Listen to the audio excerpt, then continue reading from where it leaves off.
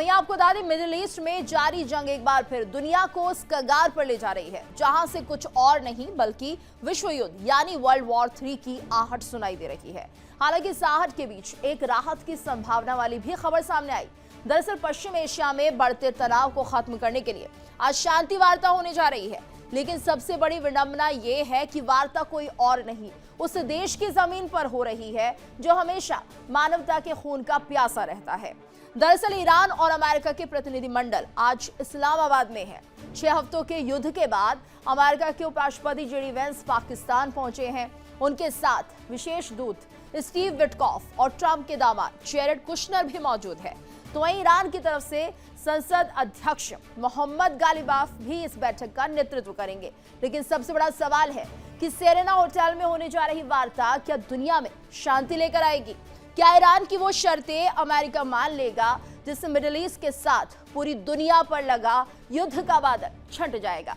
दरअसल कई media reports ये बता रही हैं कि इस वार्ता में इस्लामाबाद में कोई बड़ी सफलता नहीं मिलने वाली है, क्योंकि ईरान के साथ बातचीत बेहद जटिल होती है जो इसे समझौते के लिए राजी होती है। और इसका उदाहरण आपको युद्ध की शुरुआत से ही देखने को मिल जाएगा, जब फरवरी के अंत में तेहरान इस समझौते के लिए राजी नहीं हुआ था कि वो अमेरिका की किसी भी बात को मान लेगा।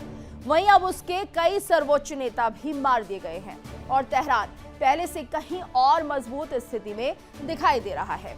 इसलिए इस बात की संभावना अब ना के बराबर दिख रही है कि वो अमेरिकी शर्तों के सामने झुकने के लिए तैयार हो।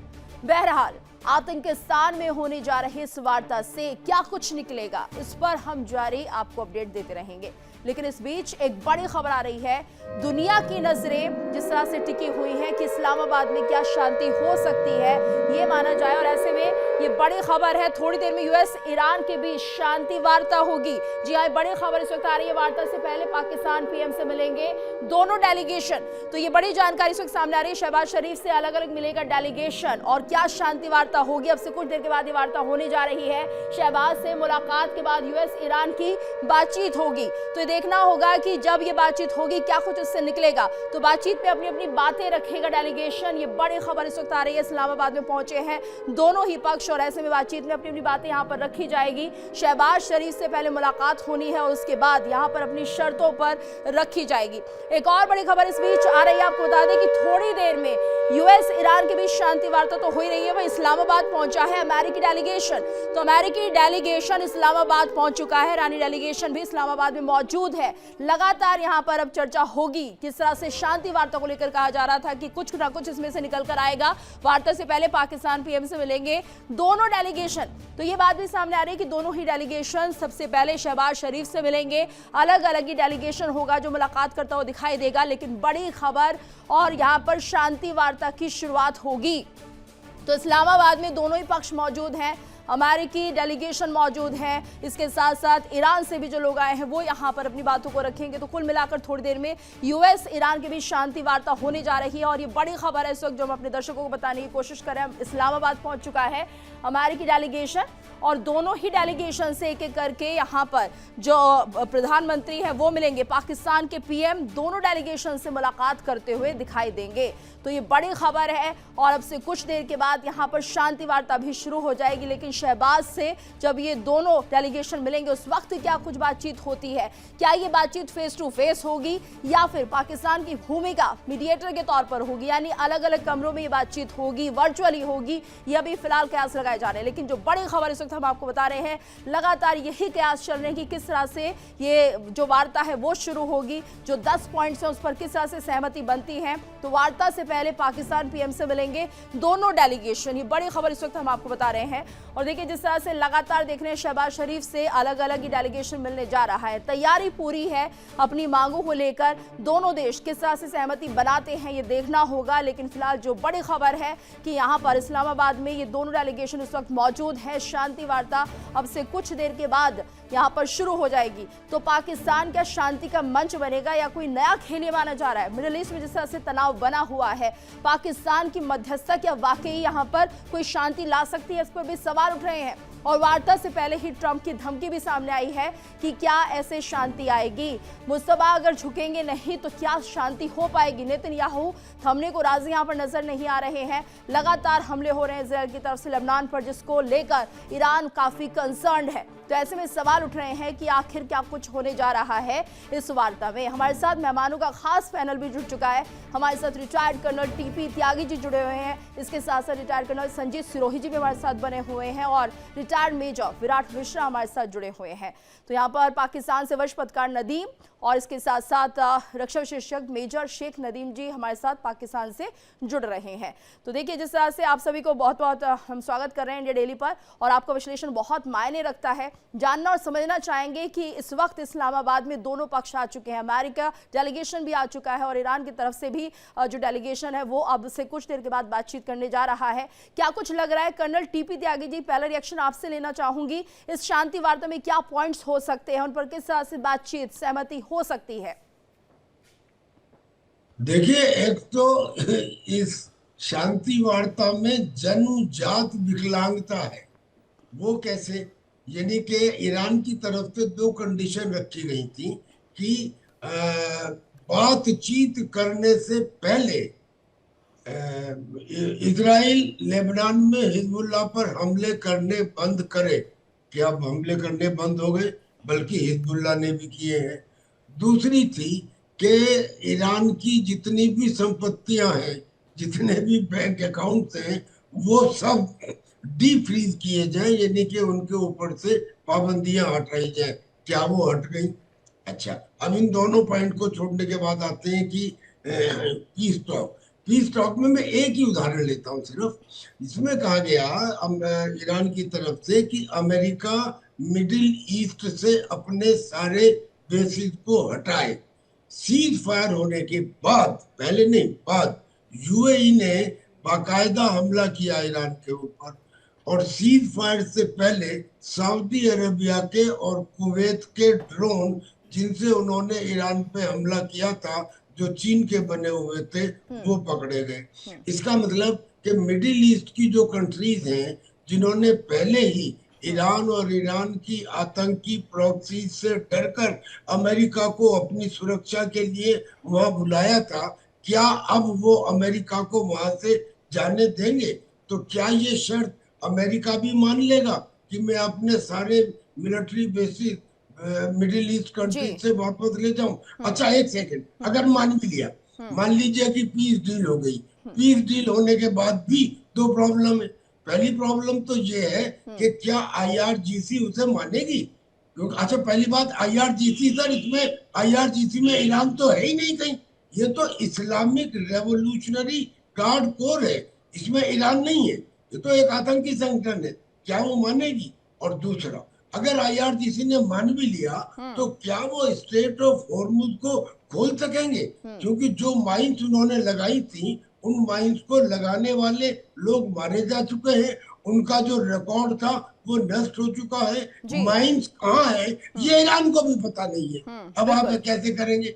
तो इसमें इतने सारे इफेक्ट्स हैं। Let us keep our fingers crossed. अच्छा है कि अगर संधि हो जाए। बिल्कुल बिल्कुल, अच्छा है कि अगर संधि हो जाए। हमारे साथ नदीम जी जुड़े हैं, वरिष्ठ पत्रकार है पाकिस्तान से, उनका भी हम रुख कर लेते हैं। नदीम जी, देखिए, जिस तरह से आज ये वार्ता होने जा रही है, सबसे पहले तो बताइए मौके पे फिलहाल क्या कुछ चल रहा है, क्या कुछ अपडेट्स आपके पास है? बहुत शुक्रिया, आपने मौका दिया। मैं बताता चलूं कि पाकिस्तान में इस वक्त दोनों ममालिक के डेलीगेशन, ईरान का भी और अमेरिका का भी, वो पहुंच चुके हैं और उनकी सिक्योरिटी के लिए यहाँ पे बड़े अच्छे इंतजाम भी कर दिए गए हैं।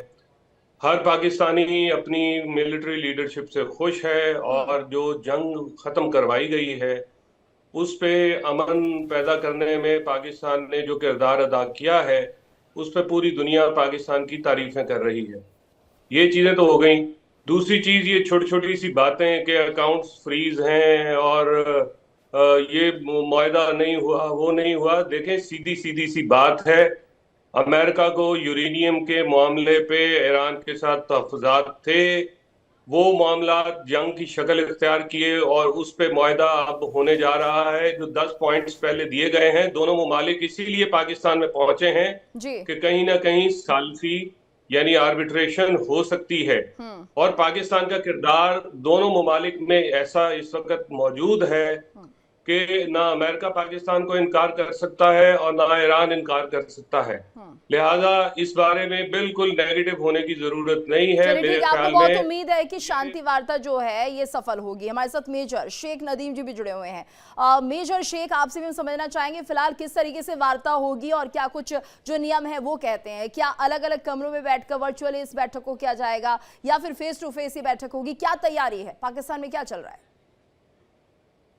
जो सीक्वेंस इवेंट्स या फॉर्मेट जो बना है वो मैं आपको बता देता हूँ। वो ये है कि पहले दोनों जो डेलीगेशन से जब ये आएंगे तो ये प्राइम मिनिस्टर से यानी पाकिस्तान की टीम से इनकी मुलाकात होगी और दोनों अपने अपने जो भी इनके डिमांड्स हैं या प्रपोजल्स हैं वो ये शेयर करेंगे हमारे पाकिस्तान के साथ। और उसके अंदर उनकी कैटेगरीज बनाई जाएगी कि प्राइमरी कौन से है, सेकेंडरी कौन से और क्या इनकी डिग्री ऑफ इम्पोर्टेंस है। तो एज पर प्रेसिडेंस इनको बनाया जाएगा। उसके बाद जब ये दोनों के साथ एक्सचेंज किए जाएंगे सेकंड स्टेप में कि ये फला की डिमांड है, ये आपकी डिमांड है, ये है रेड लाइन, इसके ऊपर कॉम्प्रोमाइज नहीं हो सकता, ये अब आप बताइए।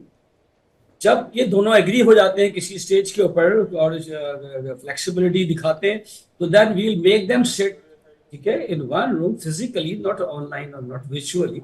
ये फॉर्मेट बता रहा हूँ मैं आपको जो अभी इस्लामाबाद में। तो उसके बाद they both will discuss themselves and then इंशाल्लाह ट्रम्प साहब ने ऑलरेडी टाइमलाइन आप लोग को दे दी है कि 24 आवर्स में the result will be visible to some extent, कि आपको पता चल जाए। ठीक है। दूसरी चीज मैं ये बता दूं कि ये जैसे ही ये रिजल्ट होता है इसमें टाइम तो लगेगा और लास्ट बॉल तक, ये जिस तरह क्रिकेट मैच है तो लास्ट बॉल तक मेरे हिसाब से ये चलेगा। तो ये फॉर्मेट है जो मैंने आपको बताया। जी बिल्कुल। और इस वक्त मेरे साथ मेरे सहयोगी बड़ी खबर का रुख कर लेते हैं और इस वक्त की बड़ी खबर अपने दर्शकों को बता दें और ब्रेकिंग सामने आ रही जिसमें अगर अमेरिका की बात की जाए साथ ही साथ शहबाज से मिलते हुए ईरानी प्रतिनिधिमंडल जो है वो नजर आएगा। अरागची गालिबाफ के नेतृत्व में यह मुलाकात जो है वो होनी है। यूएस डेलीगेशन भी आज शहबाज से मिलेगा, ये इस वक्त की बड़ी खबर है। यानी JD Vance, Steve Witkoff, Jared Kushner और ब्रैड कूपर की मुलाकात होगी। लेकिन उन सब की मुलाकात से पहले मोहम्मद बागर गालिबाफ और अब्बास अरागची की भी मुलाकात होनी है और ये वार्ता से पहले मुलाकात बेहद अहम मानी जा रही है। तमाम जो है अपने बिंदु, अपने पॉइंट्स जो है वो रखते हुए नजर आएंगे। ये इस वक्त की बड़ी खबर है। शहबाज शरीफ से ईरानी प्रतिनिधि मंडल जो मुलाकात करते हुए नजर आएगा। अरागची गालिबाफ के नेतृत्व में यह मुलाकात होनी है। यूएस डेलीगेशन भी आज शहबाज से मुलाकात करता हुआ नजर आएगा। गीतू, लगातार एक एक अपडेट हम दे रहे हैं, इस पर रिएक्शन लेना चाहूंगा नदीम से जो कि वरिष्ठ पत्रकार है पाकिस्तान के।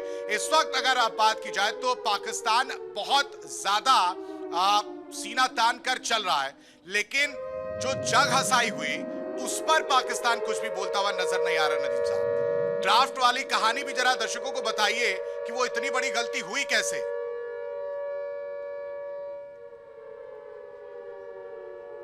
पाकिस्तान अगर सीना तान के चल रहा है तो क्या आपको नहीं लगता कि दुनिया की सुपर पावर इस वक्त पाकिस्तान में मौजूद है और पाकिस्तान की तरफ देख रही है? शहबाज की परवाज अब तो दुनिया से संभाली नहीं जा रही है। तो इस वक्त कौन सी ऐसी बात रह गई है इंडिया की जो आइसोलेशन पॉलिसी थी जिसपे बिलियंस ऑफ डॉलर्स खर्च किए गए? मेरा ख्याल में आपको उससे पूछना चाहिए मोदी सरकार से कि आपके बिलियंस ऑफ डॉलर जो इंडियन टैक्स के पैसा था वो कैसे खत्म कर दिया, वो कैसे खत्म हो गया, सवाल कैसे उस पॉलिसी को कैसे नाकाम कर लिया? नहीं, आपने उस पे जवाब दीजिए ना कि आपके ड्राफ्ट वाले पे क्या हुआ? नदीम जी जो सवाल पूछा वही जवाब दीजिए बस। अरे ठीक है, दुनिया के सामने आपको अपनी तारीफ करवानी है, दुनिया के सामने आतंकिस्तान को पाकिस्तान बनाना है, तो उसको छुपाने के लिए, उस तस्वीर को साफ करने के लिए कम से कम ड्राफ्ट वाली कहानी तो बता दीजिए। वहां पर कैसे चूक हो गई आपसे? मुझे कोई ऐसी कहानी का इल्म नहीं है। किस कहानी की बात कर रहे हैं आप? ठीक है, मुझे लगता है मेजर नदीम जी हंस रहे हैं, उन्हें शायद पता है। नदीम जी देखें, तो ये जो आपके पत्रकार है ये कैसे पत्रकार लगते नहीं है। और जिस तरह से नहीं शोर ये कर रहे हैं पाकिस्तान से सारे, नहीं सर, ये इस हिसाब से तो सर, आप हमें सवाल का हमें जवाब आपसे दीजिए। सर्टिफिकेट लेने की पत्रकार जरूरत कौन नहीं है है। कौन नहीं है ये तय मत कीजिए। सिंपल सा सवाल है, वो आपकी बड़ी चूक नहीं है, आप नहीं मानते वो चीज। हमने आपकी बात सुनी, हमें भी बात करने दें। हाँ अगर आपने सवाल, हाँ तो उस वक्त पूरी दुनिया की नजरें पाकिस्तान पे लगी हुई है। पाकिस्तान का इस वक्त पिवटल रोल है, ग्लोबल स्टेज के ऊपर पाकिस्तान नजर आ रहा है। बहरहाल इस वक्त निटी-ग्रिटी में जान सकता है, इनके सवाल का जवाब दे देता हूँ। जो ये पूछ रहे कि जी ये उसमें ड्राफ्ट में क्यों हुआ, देखिए ये क्लरिकल मिस्टेक्स एरोनसली हो जाती है, ठीक है, और बाद में उसको हमने तस्हीह कर दिया। अब उसके अंदर जो एक पॉइंट आप लोग की तरफ से था कि यू आर दी स्पॉइलर या इजराइल इज दी स्पॉइलर, इसमें तो उसमें उनका आपका पॉइंट ये था कि ये ड्राफ्ट जो है ये फॉरवर्ड किया गया अमेरिका की तरफ से, और एज इट इज जनाब वो मैसेंजर के तौर पे उन्होंने उसको आगे कर दिया। अगर ये for the sake of argument इसको हम तस्लीम भी कर लें ये गीतू, तो हम इसको देख सकते हैं कि ईरान ने उसके बाद फौरन उसके ऊपर उसको अफर्मेटिव फौरन उस पर एक्शन किया और फौरन एग्री कर दिया। अगर तो ये हैडेड बीन अमेरिका की साइड से और इस तरह से होता तो अमेरिका, क्या आप ईरान को बनाना रिपब्लिक समझते? तो नदीम फिर जी, आप हमें भी कह रहे आगे हैं चलना सब चाहिए। पाकिस्तान की जी, पहल है। मैंने इनका जवाब दे दिया, जी। और ज्यादा इसमें मेजर विराट रिएक्शन दे रहे थे कि तो उनसे जरा रिएक्शन लेना चाहेंगे। नहीं ठीक है नदीम जी, आप ये कह रहे हैं कि यहाँ पर ये पाकिस्तान की कोई गलती नहीं है, पाकिस्तान ने खुद आकर मध्यस्थता की बात कही है, आप ये कहना चाह रहे हैं मेजर नदीम? अनम्यूट कर लीजिए, अनम्यूट कर लीजिए नदीम जी, आवाज नहीं आ रही है। ये जंग, बोलिए। अगर ये जंग आगे चली जाती तो आप देखिए कि दोनों कंट्रीज के लिए या हमारे रीजन के लिए it could have very devastating जंग तो इफेक्ट खैर कि कोई भी हमारी अच्छी नहीं इकोनॉमी होती, का दो देशों के बीच कोई भी जंग जो है वो विश्व नहीं, की अच्छी नहीं, नहीं हमने होती। हमारी कोशिश, ठीक है ठीक है, रिएक्शन लेंगे कर्नल गीतू, एक संजीव मिनट, मैं सिरोही जी रिएक्शन से हम लेना चाह रहा था रिएक्शन ले गीतू, लेते एक मिनट हैं। प्लीज। हाँ। मैं इस पर रिएक्शन लेना चाह रहा था, मेजर विराट मिश्रा से, वो कुछ बोलना चाह रहे थे।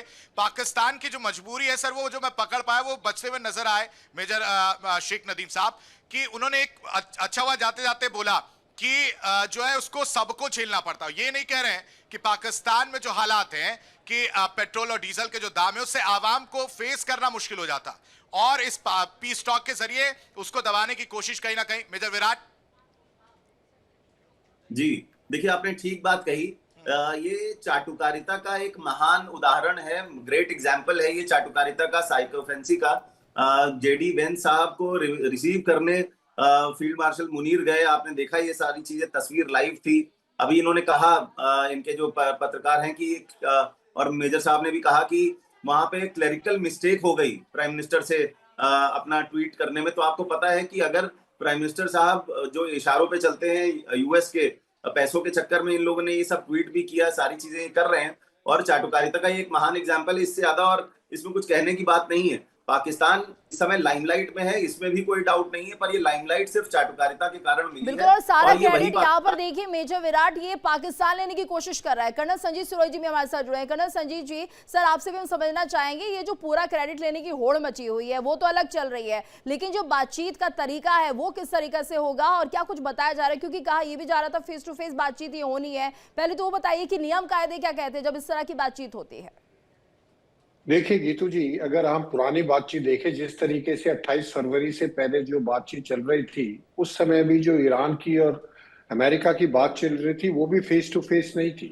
बातचीत का फॉर्मेट मेजर साहब जो बता रहे हैं, पाकिस्तान से इनके पास नॉलेज होगी क्योंकि ये पाकिस्तान में है। पर नॉर्मली क्या होता है कि अभी जो ये दोनों डेलीगेशन प्राइम मिनिस्टर शहबाज शरीफ से मिलेंगे, उसके बाद अपने अपने पॉइंट ऑफ व्यू ये करेंगे। जो मेजर पॉइंट ऑफ व्यू है, जो डिफरेंसेस है, खास तौर पर जो त्यागी साहब ने, जो कर्नल साहब ने बताया है कि जो दो मेन पॉइंट है जिनको इनके पत्रकार कह रहे हैं जो छोटे पॉइंट है, वो छोटे नहीं है, बहुत बड़े पॉइंट है। अगर ईरान ये कह रहा है कि अगर इन शर्तों को नहीं माना गया तो हम बातचीत ही नहीं करेंगे, तो वो छोटे कैसे हो गए? तो बहुत बड़े पॉइंट है, they are the major points.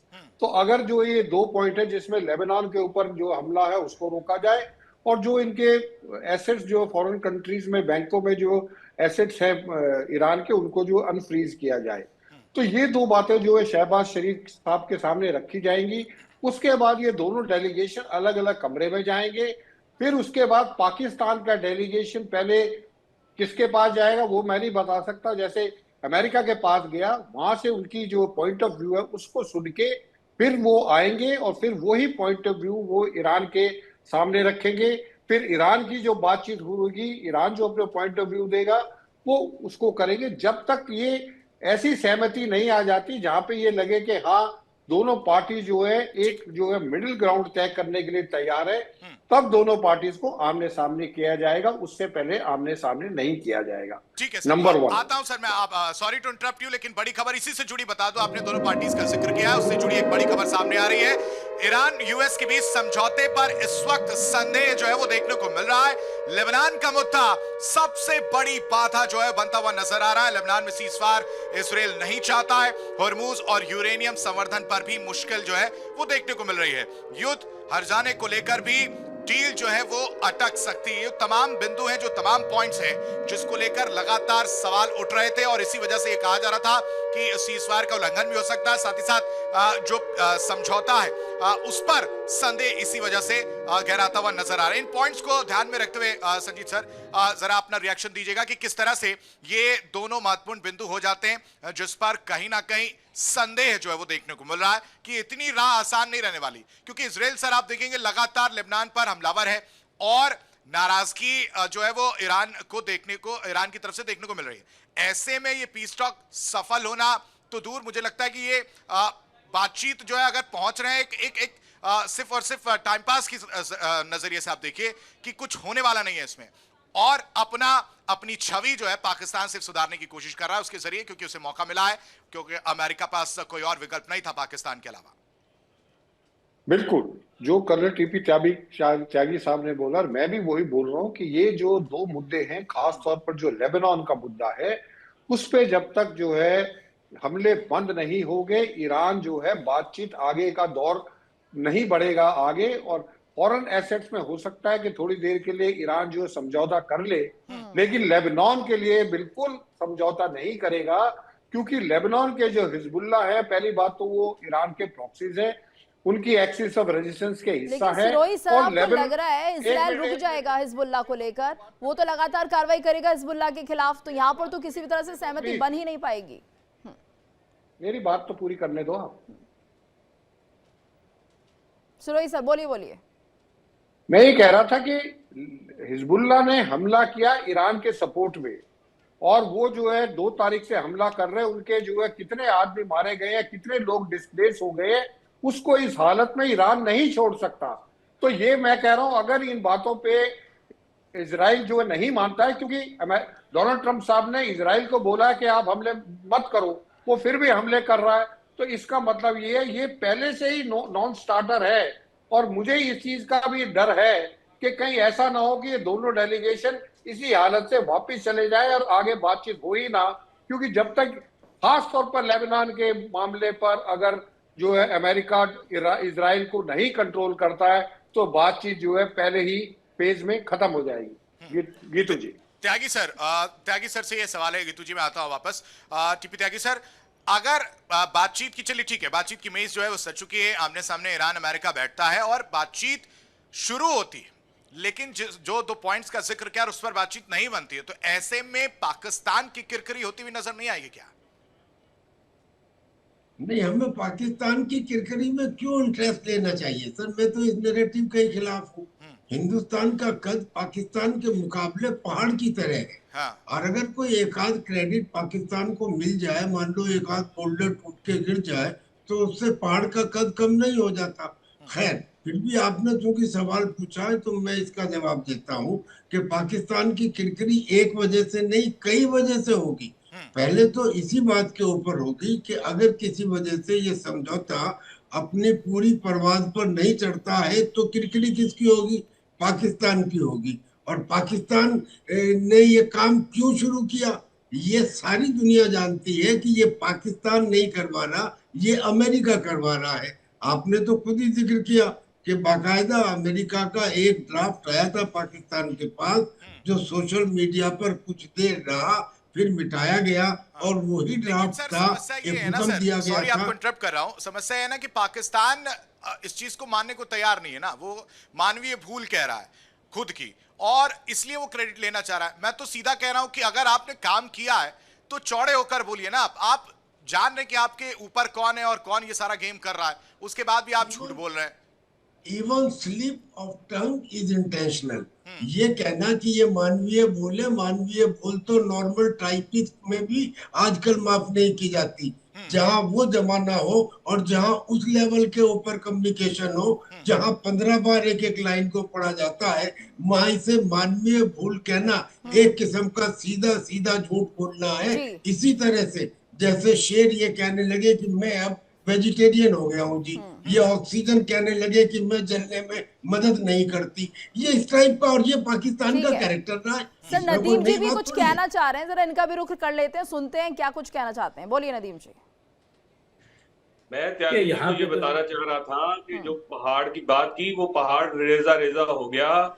इस वक्त इंडिया जो है वो घुसियानी बिल्ली खंबा नोचे वाली पॉलिसी पे चल रहा है। ये बहुत जल्दबाजी आप नहीं कर रहे हैं। की बात कर रहे थे तुम ही तो, नहीं बहुत जल्दबाजी नहीं कर रहे हैं निर्णय लेने में नदीम जी।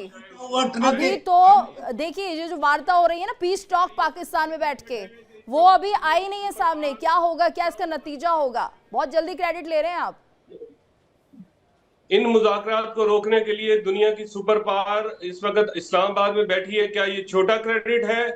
उसके बाद मुझे ये बताइए कि ईरान आके जो दुनिया में किसी मुल्क के आगे बोलने को तैयार नहीं था, जंग रोकने को तैयार नहीं था, सीज फायर के लिए हरगिज नहीं मान रहा था, वो इस वक्त इस्लामाबाद में बैठा है, पाकिस्तान की तरफ देख रहे हैं। क्या ये छोटी अचीवमेंट है? पाकिस्तान ने इन दोनों मुल्कों को बिठा देना बहुत अच्छी गलतफहमी में हो गई है। अरे क्या क्या क्या तुम ये समझ रहे हो कि ये तुमने किया है? जब अमेरिका ने ईरान के साउथ पार्ट गैस फील्ड पर हमला किया, और जब पता लगा कि ये गैस फील्ड कतर में भी है, उनका भी हिस्सा है, और जब उन्होंने रिटेलिएट किया, सुनिए सर, और जब रिटेलिएट किया तो चाइना के कान खड़े हो गए।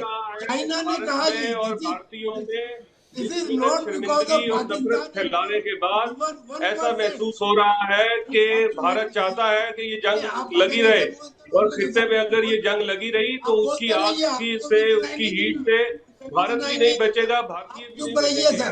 बाकी पहली बात तो ये कि आप थोड़ी तमीज सीखिए। जब मैं बात कर रहा था तो आप मुझे बोलने देते, उसके बाद बोलते।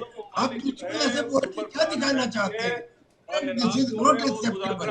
मेरा ये कहना है कि आपने क्या, चाइना ने ये जो कुछ हुआ, सारे पाकिस्तान की तरफ देख रहे हैं, और पाकिस्तान की डिप्लोमेसी और जो डिप्लोमेटिक वैल्यूज हैं उनकी तारीफ कर रहे हैं। नदीम जी जवाब सुन लीजिए, पाकिस्तान की डिप्लोमेसी कैसी है पूरा विश्व जानता है। त्यागी जी बोलिए। ईरान के साथ ये भी हो सकता था कि अगला नंबर आपका होता। सुनिए सर, आप बिल्कुल समझिए इस बात को। तो ये ईरान को क्यों समझ रहे हो? आपके नदीम जी रुक जाइए, सुन भी लीजिए अब सर, त्यागी जी को सुन लीजिए फिर अपना जवाब देना। मैं ये कह रहा हूँ, देखो सर, मैं बिल्कुल रीजन बता रहा हूँ। जब अमेरिका ने ईरान के साउथ पार्ट गैस फील्ड पर हमला किया, वो गया, और खासतौर पे पेट्रोकेमिकल प्लांट पर, और वो गैस का आधा हिस्सा कतर में भी है, तो इन्होंने रिटेलिएट किया और कतर पे हमला किया। तब चाइना के कान खड़े हो गए कि अरे अगर ये खत्म हो गया तो मेरा तो गैस तेल जो है वो आना बंद हो जाएगा। चाइना ने ईरान पे जोर डाला, और चाइना ने ईरान से कहा कि भाई तुम तैयार हो, तुम इस समझौते के लिए तैयार हो। भारत के हैं, और भारत कहाँ है? क्या बाहर पे पैसा तो भारत ने लगाया, आज भारत कहाँ है? डिप्लोमेसी तो ईरान के लिए भारत ने करनी थी। भारत नदीम साहब, भारत कहाँ खड़ा है? इससे आपसे सर्टिफिकेट लेने की जरूरत नहीं है। भारत के जहाज स्ट्रेट ऑफ हॉर्मुज से कहां से आकर कैसे खड़े हैं आप नहीं बता पाएंगे। आप बताइए कि आपके यहाँ डीजल, पेट्रोल और खाने के लिए पैसे की लाले पड़े हैं, उस पर आप कुछ कहते हुए नजर नहीं आ रहे हैं। संजीत जी, कर्नल संजीत कुछ कहना चाह रहे हैं सर। पहली बात तो जो मुद्दा हमारा जिस पे डिस्कशन था उससे डाइग्रेस होके हम जो है भारत और के ऊपर आ गए हैं। नदीम साहब को मैं ये बताना चाहता हूँ कि सब ये जो चौड़े हो रहे हैं कि जी पाकिस्तान करा रहा है, पाकिस्तान करा रहा है, उसको समझने की जरूरत है। मैं बड़ा खुश हूँ, मैं इसमें पाकिस्तान की कोई बुराई नहीं कर रहा हूँ। पाकिस्तान ने एक अच्छा स्टेप लिया है, लेकिन ये पाकिस्तान को क्यों चुना गया, ये समझने की जरूरत है। देखिए, अमेरिका का जो दो चीजें होती है, एक होता है कंट्रोल, एक होता है इन्फ्लुएंस। अमेरिका का इन्फ्लुएंस पूरे मिडिल ईस्ट में वो किसी भी कंट्री के को कह के मध्यस्थता करा सकते थे, लेकिन उनका जो इन्फ्लुएंस है, लेकिन उन कंट्रीज पे उनका कंट्रोल नहीं है। पाकिस्तान के ऊपर अमेरिका का इन्फ्लुएंस भी है, पाकिस्तान का कंट्रोल भी है और पाकिस्तान अमेरिका के इशारे पे चलता भी है और पाकिस्तान का अपना पर्सनल इंटरेस्ट है। अब अपना पर्सनल इंटरेस्ट क्या है कि पाकिस्तान अगर ईरान का साथ देता है तो सऊदी अरेबिया के साथ डिफेंस पैक्ट किया हुआ है, तो सऊदी अरेबिया नाराज होता था, वो इनसे पैसे मांगेगा कि आप पैसे दीजिए, जैसे यूएई ने इनसे जो है 3.2 बिलियन डॉलर्स मांगे हैं, तब इनकी हालत खस्ता हो जाती है। दूसरा, अगर वो सऊदी अरेबिया का साथ देता है तो ईरान नजर आ जाता है, ईरान नाराज हो जाएगा। तो मेरा ये कहना है कि बहुत अच्छी बात है, पाकिस्तान अगर इसको कामयाब कर सकता है तो पाकिस्तान को क्रेडिट मिलना चाहिए और पाकिस्तान सरकार ने बहुत मेहनत करी है, लेकिन ड्राफ्ट जो है अमेरिका से आप उस ड्राफ्ट को आप चेक नहीं करते हो, उस वैसे ही वैसे उसको जो आप पेश कर देते हो, इससे साफ जाहिर होता कि आप मीडिएशन का काम नहीं कर रहे, आप सिर्फ एक पोस्टमैन का काम कर रहे, जो व्हाइट हाउस से आता है वो आप आगे ईरान को बढ़ा देते। इससे ज्यादा आपकी जो है इंपॉर्टेंस नहीं है, तो ज्यादा खुश होने की जरूरत नहीं है। हाँ, जो कुछ कर रहे हैं वो भी अच्छा है, पोस्टमैन का काम भी अच्छा है। जी ठीक है, वो पोस्टमैन मानने को भी तैयार नहीं अपने आप को। वापस लौटता हूं सर इस बीच, बड़ी खबर दर्शकों को बता दूं, पाकिस्तानी मीडिया हवाले से बड़ी खबर सामने आ रही है जिसमें कहा जा रहा है कि ये जो वार्ता है, शांति वार्ता 1-2 दिन चल सकती है, कल भी ये बातचीत जो है वो जारी रह सकती है। पाकिस्तानी मीडिया के हवाले से ये इस वक्त की बड़ी खबर है, ये शांति वार्ता 1-2 दिन और चल सकती है, यानी कल की भी तारीख जो है ये शांति वार्ता जो वो देखने को मिल सकती है। मेजर विराट से रिएक्शन ले लेते हैं इस पर। बिल्कुल मेजर विराट। ये तो जी एक इम्पोर्टेंट बात मैं कहना चाह रहा था कि इजराइल और लेबनान मोस्ट प्रॉब्ली 14 अप्रैल को अमेरिका में वॉशिंगटन में इनकी बातचीत तय हो गई है। ये लोग जहां तक है ऐसी रिपोर्ट्स हैं कि ये लोग बात करने जा रहे हैं ऑफिशियली, पर इसमें देखने वाली बात यह है कि इजराइल हिजबुल्लाह से बात नहीं करेगा, ईरान से बात करेगा, उनकी ऑफिशियल बातचीत होगी। उसमें क्या निकल के आता है वो भी इंपॉर्टेंट रहेगा। पर आप देखिए, यहाँ सपोर्ट सारा ईरान का हिजबुल्लाह को है और वो कहीं ना कहीं चाहता है कि हिजबुल्लाह मजबूत बना रहे। अब इसमें किस तरीके से वार्ता करवट लेगी, ये 14 तारीख के ऊपर भी बहुत कुछ निर्भर करेगा। जहां तक पाकिस्तान में अभी जो ये वार्ता आप कह रहे हैं कि 2 दिन चलेगी, देखिए अगर क्रेडिट पाकिस्तान का है तो डिस्क्रेडिट भी पाकिस्तान का होगा अगर इसमें कोई रिजल्ट निकल के नहीं आता। तो ये भी बात पाकिस्तान को माननी पड़ेगी और तब ये नहीं कह के बचना होगा कि नहीं हमने तो सिर्फ वार्ता कराने के लिए जगह दी थी, उनका नहीं बना तो हमारी कोई जिम्मेदारी नहीं। फिर आप उसकी भी जिम्मेदारी मेजर विराट वो अभी भी यही कह रहे हैं कि हमने तो हमें ये नहीं पता है कि बातचीत क्या होगी या नहीं होगी, हमने जो है एक जगह दे दी कि आप आइए यहाँ बैठिए और अपनी बातचीत करिए। उससे क्या होगा कि हम अपनी छवि जो है दुनिया में पेश कर देंगे कि हमारी जो छवि बहुत बेहतर है। मेजर शेख नदीम साहब, रिएक्शन आपका चाहूंगा। जो कर्नल संजीत सिरोही ने कहा कि ठीक है आपने जो काम किया वेल एंड गुड है, लेकिन आप एक पोस्टमैन की भूमिका में है। देखिए, ये तो आपकी अपनी घटिया सोच का ये समझ लें। एक फिजिकल तस्वीर सामने आ रही है कि एक अच्छी एफर्ट को, पॉजिटिव एफर्ट को सीधे पांव उठाने को भी कर्नल साहब ने बहुत अच्छी बात की गुलामी कर रहा है। अगर क्रेडिट है गुलामी कर रहा तो जिसे ये आप घटिया सोच कह रहे हैं, वो पाकिस्तान की क्या सोच है वो किसी से छिपी नहीं है सर। वो मुझे लगता है एक बार तो आपको देखना चाहिए। और आपका जवाब देने के लिए टीपी त्यागी साहब ने इससे पहले आपको बखूबी जवाब दिया, फिर आपको बताया कि आप लोग क्या करते हैं, आपकी हैसियत क्या है। आप एक पोस्टमैन है सर, इस पर कुछ नहीं कहेंगे आप। आपके यहाँ पेट्रोल डीजल जो है इतना ज्यादा महंगा हो चुका है, आपकी आवाम आपसे नाराज है, उस पर आप बचते हुए नजर आते हैं। मदरसा की बात करते हैं जिसमें आप छवि सुधारने की कोशिश कर रहे हैं, सो कॉल्ड छवि, उसमें भी सवाल उठता हुआ नजर आ रहा है। बिल्कुल, देखिए सवाल उठ रहे हैं और ऐसे में चलिए ठीक है, यहाँ पर ये भी समझना होगा। मैं रिएक्शन लेना चाह रहा हूँ मेजर नदीम से। हाँ, उनसे रिएक्शन लेना चाह रहा हूँ। क्रेडिट वो देंगे तो सही, ठीक है, अगर उनकी जीत होती है, अगर नहीं होती तब क्या मानेंगे, बताइए। देखिए, ये एक एफर्ट होती है पॉजिटिव डायरेक्शन में। हमेशा एफर्ट का मतलब ये नहीं होता कि 100% वो अचीव हो जाए।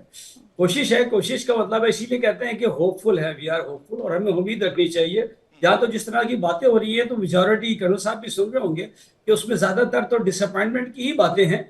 और मैं समझता हूँ कि इस वक्त डिसअपॉइंटमेंट इसलिए नहीं होनी चाहिए कि आपको एक चीज का पॉइंट पे मैं लेके जाना चाहता हूँ, वो आप गौर से सुने कि देखिए इनका जो 80% जो पॉइंट्स थे ना, उस पे both the parties have already agreed upon.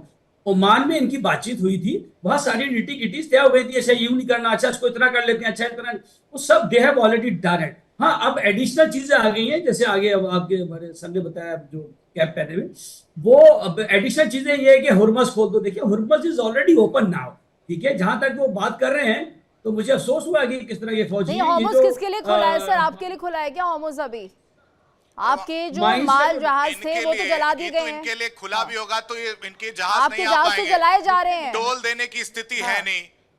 इस वक्त हॉर्मुज काफी हद तक देखिए खुला है। उन्होंने बिल्कुल उस पर विलिंगनेस भी शो की है और ये बिल्कुल खुल जाएगा, ये मैं बताऊं। इस पॉइंट पे इतना मसला नहीं है। असल जो यही मैं बात कर रहा हूँ कि ये एडिशनल पॉइंट है कि हॉर्मुज खोल दें लेकिन हॉर्मुज पे टोल ना लें। उन्होंने कहा है कि हम टोल लेंगे, हॉर्मुज तो वो खोल देंगे, या मैं बताऊं। जहां तक ताल्लुक है माइंस का, देखिए माइंस का रिकॉर्ड होता है और वो ऑनलाइन होता है, डाटा सेंटर्स बने हुए हैं फौज में। ये अभी पुराने जमाने की फौजें नहीं है, तो जब भी माइंस लेके जाती है चाहे समंदर में या जमीन पे, उसकी एग्जैक्ट लोकेशन आपको जीपीएस से और उसका ग्रिड रेफरेंस दिया जाता है। तो वो पॉसिबल, कोई मसला नहीं है किस जगह पे वो ले हुई भी है, किस जगह। कर्नल त्यागी जी का रुख कर लेते हैं। कर्नल त्यागी जी, आपको लग रहा है क्या, देखिए स्टेट ऑफ हॉर्मुज को लेकर जो इतना मंथन चल रहा है, अगर उस पर टोल टैक्स हटा दिया जाए तो क्या ईरान इस बात को मानेगा? नहीं, टोल तो हटना ही चाहिए जी। अगर ईरान नहीं मानेगा तो हिंदुस्तान को, मैं तो कहता हूँ, हमारी इंडियन नेवी किस लिए है? हमें वो जाना चाहिए। दुनिया को 20% का नुकसान होगा, हमें तो 40% का तेल, 50% का LNG, 80% का LPG, 30% के फर्टिलाइजर, 30% हीलियम। हमको इतना नुकसान आज नहीं हो रहा हमारी दूरदर्शिता की वजह से, पर आने वाले समय में हो सकता है। तो अब ये ईरान और अमेरिका जिसको जो करना है करे, हम टोल टैक्स नहीं देंगे, और आवश्यकता पड़ी तो हमारी इंडियन नेवी भी जाएगी वहां पे। और कोई समस्या ऐसी नहीं है जो आदमी से बड़ी हो। वहां पे माइन है। पहली बात तो मैं मेजर साहब को बताना चाहता हूँ, मैं चूंकि चाचा मैंने लड़ाई लड़ी है, मैंने माइनफील्ड लगाई है, माइनफील्ड उखाड़े हैं। माइनफील्ड को उनको जो लगाने वाले हैं उनको एग्जैक्टली बाद में पता नहीं रहता कि मैंने किस लाइन में कितने लॉटिट्यूड कितने लॉन्गिट्यूड पे लगाए थे। हिसाब ठीक नहीं रखा जाता। समुद्र के अंदर तो ये और भी प्रॉब्लम है। मान लीजिए कोई बड़ी मछली आ गई और उसने आपने एंकर किया हुआ है सी बेड के ऊपर और वो एंकर हट गया, अब वो माइन फ्लोट कर रही है। अब आप उसे कैसे करेंगे? अच्छा मान लीजिए कि कोई जहाज जिसका एंकर खुला हुआ है वो वहां से निकला, उससे माइन हट गई, फ्लोट कर रही है, और जिन लोगों ने माइन लगाई थी वो मारे जा चुके हैं। रिकॉर्ड आपके पास है नहीं। अगर रिकॉर्ड होते तो अभी गारंटी नहीं थी, और अब तो आपके पास रिकॉर्ड भी नहीं है, तो एक प्रॉब्लम क्रिएट कर दी है। पर फिर जैसे मैंने कहा, नदीम लग रहा है कि उनके पास इस बात का सॉल्यूशन है सर, उनके पास भी जाएंगे। लेकिन पहले फिलहाल एक बड़ी खबर आ रही है, अपने दर्शकों को बता दें। महायुद्ध के बीच राष्ट्रपति ट्रंप का बयान सामने आ चुका है। ये बड़ा बयान, ईरान के न्यूक्लियर वेपन पर ट्रंप का बयान, ईरान को परमाणु हथियार बनाने नहीं देंगे। बहुत ही साफ शब्दों में यहाँ पर ट्रंप कह रहे हैं कि ईरान को किसी भी तरह से परमाणु हथियार बनाने नहीं देंगे, और ट्रंप का ये बड़ा बयान जो है माना जा रहा है। ठीक है, मेजर नदीम का रुख कर लेते हैं। मेजर नदीम, आपको लग रहा है जिस तरह से यहाँ पर त्यागी सर बता रहे हैं कि वाकई ये पॉसिबिलिटी है कि अगर फ्लोटिंग हो जाए माइंस, तो किस तरह से आप बताएंगे कि कहां पर लगी हुई थी? देखिए, ये थोड़ी सी, मैं जनरल साहब को विद रिस्पेक्ट, या कर्नल साहब जो भी हैं, कि ये थोड़ी सी इग्नोरेंस है, और दूसरे कर्नल साहब भी बैठे हुए हैं, he'll bear me out। नहीं तो आप क्या प्रकाश डालेंगे इस बात पे? आपको लग रहा है ये संभव है? नहीं, ये कोई मुश्किल नहीं है। पहली बात तो ये कि देखिए इस वक्त जो डिमांड्स बनी हुई ना, मैंने आपको बताया कि 80% तो पहले से रिजॉल्व है कि यूरेनियम की कितनी लिमिट है, किसके हवाले करना है, आपने रखना है, ये सब हो चुका है। मैं एडिशनल पॉइंट बता दूं जिसके ऊपर अभी डिस्कशन होगी आज। नहीं, माइंस कैसे डिटेक्ट करेंगे ये भी बता दीजिए।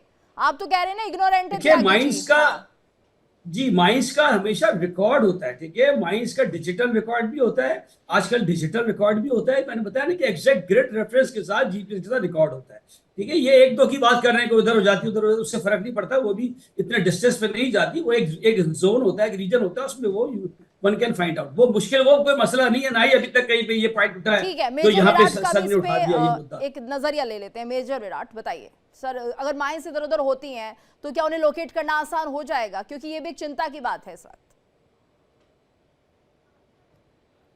देखिए गीतू जी, कहीं ना कहीं ये समझना पड़ेगा कि ये जो मरीन माइंस हैं ये एरिया डिनायल वेपन्स हैं, है ना। और ये जो सी लेन्स में जब ये लगा दिए जाते हैं तो स्ट्रेट ऑफ हॉर्मुज आपको पता है कि 21 नॉटिकल माइल वाइड है लगभग, तो वैसे भी दिक्कत है वहां पे इनको लगाना। और कई तरीके की माइंस है, सिर्फ एक कोई सिंगल माइन नहीं है, कई मूड कॉन्टैक्ट माइंस हैं जिसमें आपका जब टच होता है, ये फिजिकल कॉन्टैक्ट से जब टच होता है तो ब्लास्ट होता है। इन्फ्लुएंस माइंस है जो कि जब ट्रिगर होती है, जब वो कोई साउंड होता है, अकूस्टिक्स होते हैं या फिर कोई प्रेशर होता है तब वो फटते हैं। उसके अलावा बॉटम माइंस है, उसके अलावा ड्रिफ्टिंग माइंस है। तो ये ड्रिफ्टिंग माइंस अपने आप इधर से उधर बहती जाती है, लेस कंट्रोल्ड है, उनके ऊपर कंट्रोल करना कठिनाई है।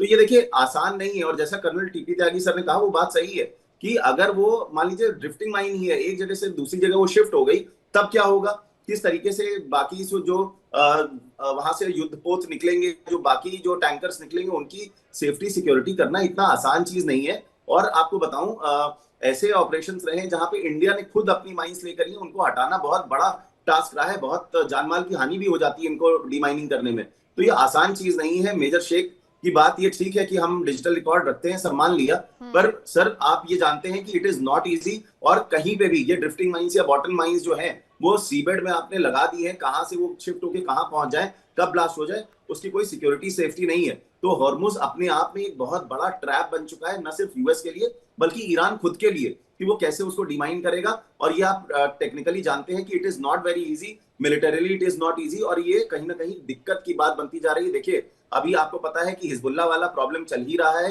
नई प्रॉब्लम ये डिमाइनिंग की आ जाएगी, उसमें अंडर सी केबल्स भी हैं जिससे इंटरनेट चल रहा है, बहुत सारी दिक्कतें हैं मेजर शेख। तो it is a big problem, it is a comprehensive problem which needs to be thought of. और अगर ये वार्ता जो पाकिस्तान में चल रही है अगर सक्सेसफुल नहीं होती है तो पूरी दुनिया के लिए दिक्कत है। इसलिए इसको सही तरीके से अंजाम तक पहुंचाना जरूरी है। अब ये कैसे करते हैं, क्या करते हैं, ये इनके ऊपर है, but violence is not the solution to it. लगातार बॉम्बिंग इज नॉट द ठीक है सर, वापस आते हैं इस बीच बड़ी खबर जरा बता दें अपने दर्शकों को, एक बड़ी अपडेट हम लगातार दे रहे हैं वॉर से जुड़ी हुई। इस बीच एक और बड़ी खबर आपको बता रहे हैं कि शांति वार्ता के बीच यूएस इंटेलिजेंस का बड़ा दावा है जिसमें चीन ईरान को दे सकता है एयर डिफेंस मिसाइल। ये इस वक्त की बड़ी खबर है, ईरान वापस लॉन्चर हासिल कर सकता है। यूएस इंटेलिजेंस की इस वक्त की बड़ी खबर है, शांति वार्ता के बीच यूएस इंटेलिजेंस का यह बड़ा दावा है, चीन ईरान को एयर डिफेंस मिसाइल दे सकता है। संजीत सर, इस पर रिएक्शन आपका? ये जब भी लड़ाई, क्योंकि सबसे पहली चीज तो हमको ये समझना पड़ेगा कि there is a strategic mistrust, दोनों देशों के बीच में जो है एक दूसरे पर भरोसा नहीं है, और खास तौर पर ईरान को तो बिल्कुल अमेरिका के ऊपर भरोसा नहीं है। तो आप ये देखिए कि ये जो पॉज हुआ है, चाहे सीज फायर का हो, अब ये कितने दिन चलता है, 2 दिन चलता है, 10 दिन चलता है, 15 दिन चलता है, इस बीच में दोनों साइड से अपनी अपनी तैयारी जारी है। तो ईरान के पास अगर चीन जो है air defence system, air defence missile भेज रहा है तो इसमें कोई ताज्जुब की बात नहीं है, कोई भी देश ऐसा करेगा। और इसी तरीके से जो अमेरिका भी है वो भी अपने एम्यूनिशन को रिप्लेनिश कर रहा है, इजराइल भी अपने जो है हथियारों को रिप्लेनिश कर रहा है। और डोनाल्ड ट्रंप साहब ने तो कह दिया एक भी वेपन और एक भी आदमी मिडिल ईस्ट से कम नहीं होगा। तो जो है हालात बहुत अभी भी गंभीर है, और चाइना अगर मदद कर रहा है तो वो ठीक मदद कर रहा है, क्योंकि जिस तरीके से डोनाल्ड ट्रंप साहब बार बार जो है धमकियां दिए जा रहे हैं, बार बार धमकी दी जा रहे हैं, उससे कोई भी देश जो है सतर्क रहेगा और अपनी जो है उसको अपनी तैयारी को पूरे रखेगा। और ये जो डोनाल्ड ट्रंप साहब कह रहे हैं कि स्टेट ऑफ हॉर्मुज खोलनी पड़ेगी विद और विदाउट ईरान, और कह रहे हैं ईरान कोई न्यूक्लियर वेपन नहीं होगा। मेजर शेख साहब कह रहे हैं कि 80% तो हमारी बात, इन दोनों की बातचीत हो गई थी, सहमति हो गई थी। तो इसका मतलब अगर 80% सहमति हो गई थी तो फिर जो है जो ईरान अमेरिका ने हमला किया ईरान के ऊपर, तो उसका मतलब गलत हमला किया। अब तो 80% तो वो तो थी, अब तो 100% के ऊपर सहमति करनी होगी। और उनमें से जो भी शर्तें ईरान ने रखी हैं अमेरिका के लिए, मुझे तो नहीं लगता कि कोई शर्त ऐसी है, या मेजर साहब जो शेख साहब बता दे कि जी ये शर्त है जिसपे अमेरिका राजी हो जाएगा। 10 शर्तों में से मुझे तो नहीं लगता एक भी शर्त जो है अमेरिका उनकी मानेगा। ठीक है, इस बीच एक और बड़ी खबर अपने दर्शकों को बता देगी तो एक और बड़ी खबर सामने आ रही जिसमें शांति वार्ता पर पाकिस्तानी विदेश मंत्री का बड़ा बयान सामने आया है। शांति वार्ता पर ईरान अमेरिका में सकारात्मक वार्ता की उम्मीद है। ख्वाजा आसिफ साहब ने कहा है शांति बहाली की कोशिशें जारी रहेंगी। शांति बहाली की बात करते हुए ख्वाजा आसिफ कहते हुए नजर आ रहे हैं। शांति वार्ता पर पाकिस्तानी विदेश मंत्री का यह बयान है, ईरान अमेरिका में सकारात्मक वार्ता की उम्मीद है, ये ख्वाजा आसिफ कहते हुए नजर आ रहे हैं। नदीम साहब जो कि हमारे पत्रकार हैं पाकिस्तान से जुड़े हैं, उनका रुख करूंगा। ख्वाजा आसिफ, ये नाम इन दिनों बेहद चर्चा में, खासकर भारत में सर, और उसके बाद चर्चा में आए इजराइल के लिए भी। पहले ट्वीट करते हैं, तमाम जो बातें कहते हैं इजराइल को लेकर, और फिर जब इजराइल की तरफ से डराया धमकाया जाता है तो वो ट्वीट डिलीट हो जाता है। अब कह रहे हैं कि सकारात्मक बातचीत होगी। देखिए, ट्वीट का डिलीट होना जो है वो इसलिए नहीं है कि वो कोई डर के डिलीट किया है, तो डिलीट क्यों क्योंकि किया? इस वक्त पाकिस्तान कर रहा है, तो हाँ। पाकिस्तान की तरफ कोई भी ऐसा बयान जो है किसी एक फ्री के हमायत में या किसी एक फ्री की मुखालफत में, मेरे ख्याल में वो आर्बिट्रेशन में मसला कर सकता है। हाँ। इस वजह से वो ट्वीट को डिलीट किया गया होगा। हाँ। दूसरी चीज ये है कि मुझे क्यों लग रहा है कि हमारे इस प्रोग्राम में जितने भी लोग बैठे हैं वो सिर्फ वो चीजें तलाश कर रहे हैं जिससे मुज़ाकरात नाकाम होंगे। रीजन में एटमी वॉर छिड़ सकती है जिसकी पूरी तरह से हीट भारत को भी मिलेगी। अगर ऐसी कोई जंग चलती है तो हमें, मेरा ख्याल में, अमन की तरफ देखना चाहिए, पीस टॉक है, पीस टॉक की तरफ देखना चाहिए। अगर दोनों मुल्क पाकिस्तान आए हैं तो उन मुल्कों में ऐसा नहीं है कि बहुत अच्छे कमरे नहीं हैं, बहुत अच्छी कुर्सियां नहीं हैं और सिर्फ हमने जगह फराहम की है। आप जरा समझने की कोशिश करें कि पाकिस्तान की इस वक्त हैसियत क्या है इन मुल्कों के दरमियान में। और जो पीस टॉक में 10 पॉइंट्स पहले हुए हैं उसमें सबसे पहला पॉइंट ही ये था कि हरमूज खोला जाएगा और उसको पार्शली खोल भी दिया गया है। तो ऐसे मामलात में मेरे ख्याल में बहुत कम होता है कि पीस टॉक्स जो है नाकाम हो जाए। अमेरिकन लेकिन नदीम जी, हॉर्मुज तो पार्शियली खुला ही हुआ है, कुछ देशों के लिए जो उनके दोस्त हैं उनके लिए तो खुला ही हुआ है हॉर्मुज। ऐसे में अभी आपके यहाँ आने के बाद खुला है, ये आप कैसे क्रेडिट ले रहे हैं? नहीं, आपके आने के बाद नहीं खुला है, वो पहले से खुला है। और पाकिस्तान के, अगर आपने देखा हो तो पाकिस्तान के झंडे लगा के कुछ जहाजों को निकाला गया, ये खबरें बहुत ज्यादा चली थी। देखा पाकिस्तान के जहाज किस तरह से वहां पर आग के हवाले किए गए। पाकिस्तान जब बातचीत में फेल हो गया ईरान के साथ तो हॉर्मुज से अलाउ नहीं किया गया उनके जहाजों को निकलने के लिए। ईरान किसी तरह से भी ये अफोर्ड नहीं कर सकता कि पाकिस्तान को किसी मामले पे इनकार कर सके। अच्छा, क्यों किलोमीटर नदीम जी ऐसा पाकिस्तान के साथ और पाकिस्तान के इस वक्त जो अरब ममालिक के साथ पीस पैक्ट्स हैं उसके मुताबिक अगर पाकिस्तान ईरान पे हमला कर देता है तो मेजर विराट बहुत अच्छा ओवर कॉन्फिडेंस है यहाँ पर नदीम जी का कि मना नहीं कर सकता ईरान। क्यों, ऐसा क्यों? ये तो देखिए नदीम जी बता पाएंगे, इसका तो मेरे को आइडिया नहीं कि क्यों नहीं मना कर सकता। देखिए मेरा ये मानना है कि पाकिस्तान ओवर कॉन्फिडेंट रहा है, पर ये पूरी जो बैठक है इसमें कहीं ना कहीं एक चीज अच्छी हुई है पाकिस्तान के लिए कि इतनी फटीचर हालात थे, पैसे नहीं है, उसमें कहीं ना कहीं ये लोग पैसा ले आएंगे अमेरिका से, ये बात निश्चित है। और भारत ये नहीं चाहता क्योंकि वही पैसा ये डायरेक्ट करते हैं हमारे ऊपर आतंकवादी हमले कराने के लिए। तो हम ये बिल्कुल देखेंगे कि ये फाइनेंशियल एक्शन टास्क फोर्स जो है उसकी ब्लैकलिस्ट में जाएं और उस पैसे का गलत इस्तेमाल ना करें, अपने तरक्की के लिए करें, वो ठीक है। पर ये भारत के अगेंस्ट जो ये ब्लीडिंग इंडिया थ्रू 1000 कट्स वाला जो ये प्लान करते हैं वो चीज गड़बड़ है। और आप समझना पड़ेगा कि पूरा इनका जो फोकस है, पूरी जो इनकी आर्मी का फोकस है जो इनके पूरे देश को चलाती है, वो सारा भारत के ऊपर रहता है। और जबकि हम अपनी जगह अलग हैं, हमारा 10 गुना बड़ी अपनी हमारी जीडीपी है, हमारा अपना देश है, हमारा अपना ग्रोथ हो रही है। और अब बहुत जरूरी है ये कि ये जो शांति वार्ता चल रही है, पाकिस्तान क्रेडिट लेने की पूरी कोशिश कर रहा है, ठीक है, शांति हो जाए, शांति वार्ता कामयाब हो, यही उम्मीद हम भी कर रहे हैं, पूरा विश्व भी कर रहा है। धन्यवाद करना चाहेंगे आप सभी का हमारे साथ इस चर्चा में जुड़ने के लिए। और इसी के साथ इस बुलेटिन में फिलहाल इतना ही। रुकेंगे एक छोटे से ब्रेक के लिए, लेकिन इंडिया डेली अब आपके स्मार्ट टीवी पर भी मौजूद है। देखिए इंडिया डेली 24/7 अब आपके स्मार्ट टीवी पर। इंडिया डेली मौजूद है सभी डिजिटल प्लेटफॉर्म पर लाइव और लगातार। इंडिया डेली 24/7 हर दिन राष्ट्र को समर्पित।